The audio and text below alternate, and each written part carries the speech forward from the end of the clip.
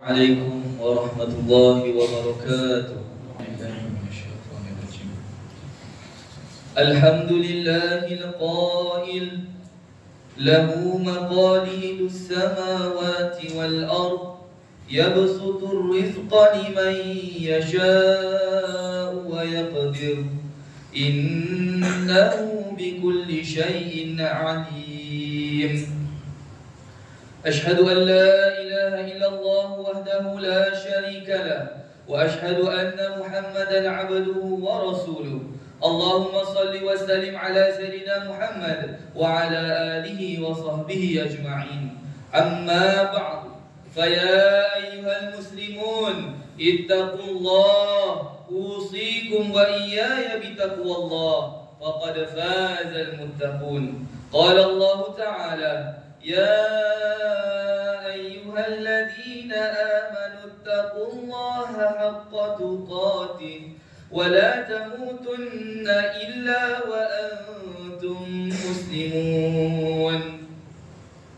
Muslimin yang dirahmati Allah sekalian, saya meniru agar kita bersama-sama meningkatkan ketakwaan kita kepada Allah Subhanahu wa taala dengan melaksanakan segala perintahnya dan meninggalkan segala perkara yang dilarangnya. Semoga kita semua diberi kebahagiaan dan kejayaan di dunia dan akhirat.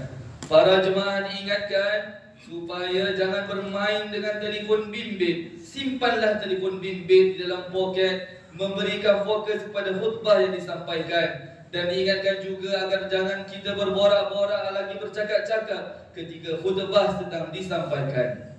Pada hari yang mulia ini, mimbar akan membicarakan khutbah yang bertajuk Bekerja dengan Iman, Berkhidmat dengan Amanah. Hadirin Jumat yang dirahmati Allah, pada kesempatan ini mimbar ingin merakamkan setinggi-tinggi penghargaan dan tahniah kepada seluruh warga pekerja sempena sambutan Hari Pekerja pada 1 Mei 2025 semalam. Ketahuilah bahawa Hari Pekerja ini bukan sekadar satu cuti umum, tetapi suatu bentuk penghormatan terhadap usaha, keringat dan segala pengorbanan insan-insan yang gigih mencari rezeki secara halal. Hari Pekerja juga menjadi simbol kepada perjuangan menuntut hak dan keadilan di tempat kerja, serta dorongan untuk terus menyumbang kepada pembangunan umat dan negara dengan penuh amanah dan integriti. Dalam kesibukan mencari rezeki, seringkali kita lupa bahawa pekerjaan bukan sekadar rutin harian, tetapi medan ujian kepada kejujuran, disiplin dan ketulusan terhadap tugasan yang diamanahkan. Seorang Muslim tidak bekerja hanya untuk menyara hidup, tetapi untuk menunaikan amanah Allah di atas muka bumi. Setiap tanggungjawab yang digalas bukan sahaja sebuah janji yang akan dipersoalkan oleh manusia semata-mata, tetapi kelak turut dipersoalkan oleh Allah Subhanahu wa taala yang Maha Memerhati. Hadirin Jumat yang dikasihi Allah sekalian, Islam memuliakan para pekerja sebagai insan yang wajib dilayan dengan ihsan, dijaga hak-haknya serta dipelihara kebajikannya. Hadis yang diriwayatkan oleh Ma'rur katanya, aku bertemu dengan Abu Dhar di Ar-Rabadah dan dia mengenakan sepasang pakaian. Begitu juga dengan hambanya. Aku bertanya tentang perbuatannya yang memberi hambanya pakaian yang sama dengannya.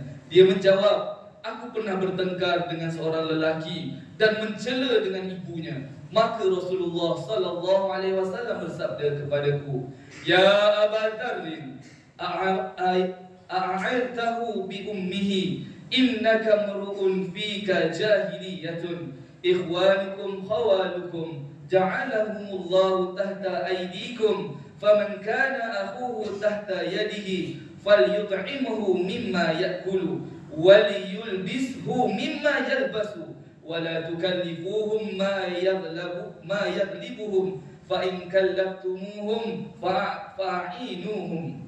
Wahai Abu Dhar, adakah engkau mencela dia dengan ibunya? Sesungguhnya engkau masih memiliki sifat jahiliyah. Saudara-saudara sekalian, adalah orang yang berkhidmat di bawah kuasa kalian. Sesiapa yang saudaranya berada di bawah kekuasaannya, hendaklah dia memberi makan kepadanya dari apa yang dia makan, dan memberi pakaian kepadanya dari apa yang dia pakai. Janganlah kalian memberinya beban yang tidak mampu ditanggung, dan jika kalian memberinya beban yang berat, bantulah mereka. Hadis riwayat Bukhari. Mengambil pengajaran daripada hadis ini, dapatlah kita fahami bahawa Islam mengajarkan para majikan tidak membebankan pekerja di luar kemampuan mereka, sehingga menyebabkan mereka tidak mampu melakukan tugas dengan sebaiknya. Namun, jika tugasan yang berat itu terpaksa dilaksanakan, berilah bantuan dan sokongan yang sewajarnya agar mereka dapat menyelesaikan tugasan dengan baik. Sidang jemaah yang dirahmati Allah, para pekerja juga perlu menjalankan amanah yang diberikan dengan penuh integriti dan tanggungjawab. Sebagai warga pekerja, kita harus sedar bahawa gaji yang diterima bukan sekadar imbuhan dunia, tetapi akan menjadi sumber keberkatan jika diperoleh melalui kejujuran, disiplin dan komitmen yang tulus. Malangnya, masih wujud segelintir warga pekerja yang mengabaikan tanggungjawab ini. Amalan-amalan buruk seperti curi tulang, ponteng kerja maupun culas dalam menjalankan tugas bukan sahaja boleh mencemarkan imej perkhidmatan, tetapi turut menghakis keberkatan rezeki yang diperoleh. Lebih membimbangkan, menurut laporan daripada Suruhanjaya Perkhidmatan Awam SPA, kesalahan tidak hadir bertugas tanpa sebab munasabah atau ponteng kerja merupakan punca paling kerap penjawat awam dikenakan tindakan tata tertib sejak tahun 2020 hingga tahun 2022. Laporan ini memberi isyarat jelas bahawa kesedaran terhadap amanah kerja masih perlu diperkukuhkan. Justru, marilah kita sama-sama memperbaiki sikap dan etika kerja, kerana rezeki yang berkat datang bersama usaha yang jujur dan tanggungjawab yang ditunaikan dengan ikhlas. Hadirin Jumaat yang dirahmati Allah sekalian, kehidupan seorang pekerja Muslim tidak terpisah daripada tuntutan agama. Segala tindak tanduk dan amal perbuatannya mestilah tunduk kepada hukum dan panduan yang telah ditetapkan oleh Islam. Tauhid, yakni mengesakan Allah Subhanahu wa taala, bukan hanya diucapkan dengan lisan, tetapi wajib dijelmakan dalam setiap aspek pekerjaan seharian. Perlu kita sedar bahawa sebagai warga pekerja, kita adalah hamba Allah, bukan hamba dunia, bukan hamba majikan, dan bukan pula hamba kepada gaji atau habuan semata-mata.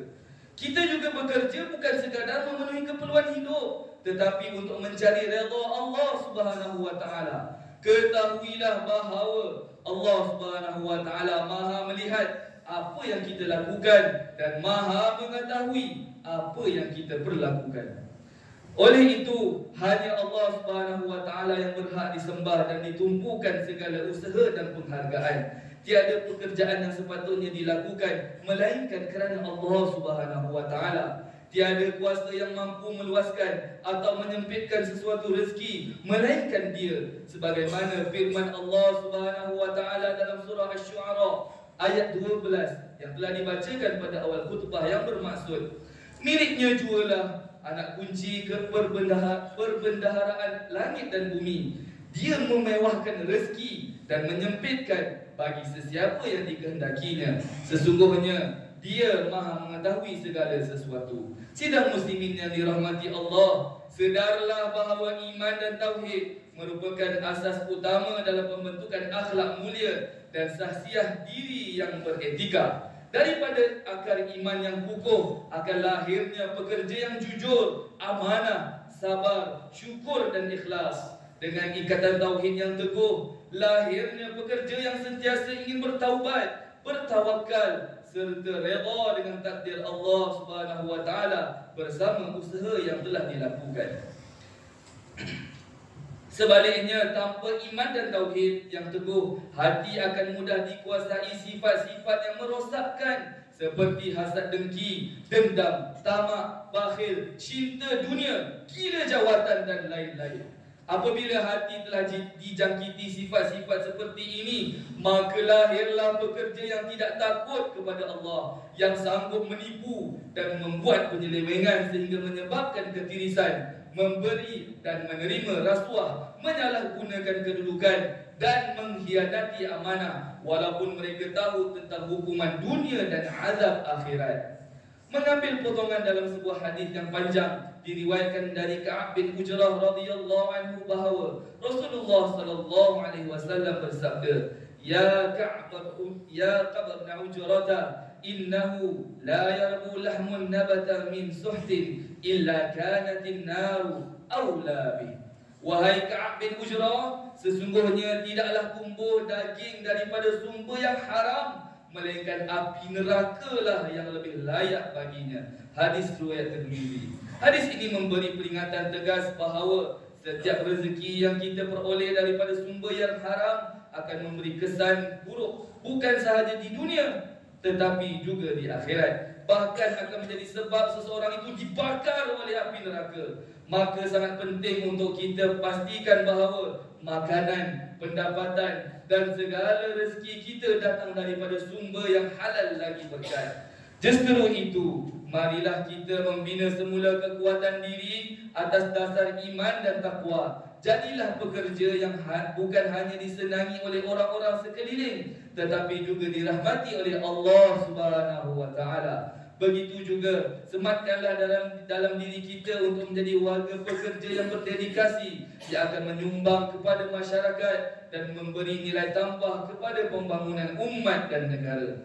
Sidang jemaah yang dirahmati Allah, mengakhiri khutbah pada hari ini, marilah kita mengambil beberapa pengajaran untuk kita fahami dan amalkan dalam kehidupan seharian. Pertama, warga pekerja hendaklah menyedari bahawa setiap pekerjaan yang dilakukan dengan niat yang benar dan cara yang halal adalah satu bentuk ibadah yang akan diberikan ganjaran oleh Allah Subhanahu wa taala. Kedua, warga pekerja perlu mengisafi bahawa sifat amanah dan jujur serta disiplin dan komitmen adalah tunjang kepada keberkatan rezeki. Ketiga, umat Islam perlu meyakini bahawa kekuatan iman dan tauhid menjadi seseorang pekerja itu sentiasa bersikap amanah, sabar dan ikhlas dalam melaksanakan tugas. A'udzu billahi minasyaitonir rajim. Wa qul i'malu fasayarallahu 'amalakum wa rasuluhu wal mu'minun. وَسَتُرَدُّونَ إِلَىٰ عَالِمِ الْغَيْبِ وَالشَّهَادَةِ فَيُنَبِّئُكُم بِمَا كُنتُمْ تَعْمَلُونَ. Dan katakanlah wahai Muhammad, beramallah kamu dengan segala yang diperintahkan, maka Allah dan Rasul serta orang-orang yang beriman akan melihat amalan kamu itu, dan kamu akan dikembalikan kepada Allah yang Maha mengetahui sesuatu yang gaib dan yang nyata. Lalu Dia memberitahu kamu apa-apa yang telah kamu lakukan. Surah At-Taubah ayat 105.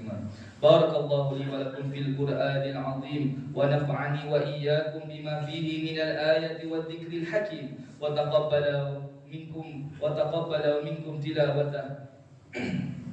Innahu huwas samiul alim. Aqulu qawli hadha wa astaghfirullahal azim li wa lakum wa lisa'iril muslimin wal muslimat fastaghfiruhu innahu huwal ghafurur rahim.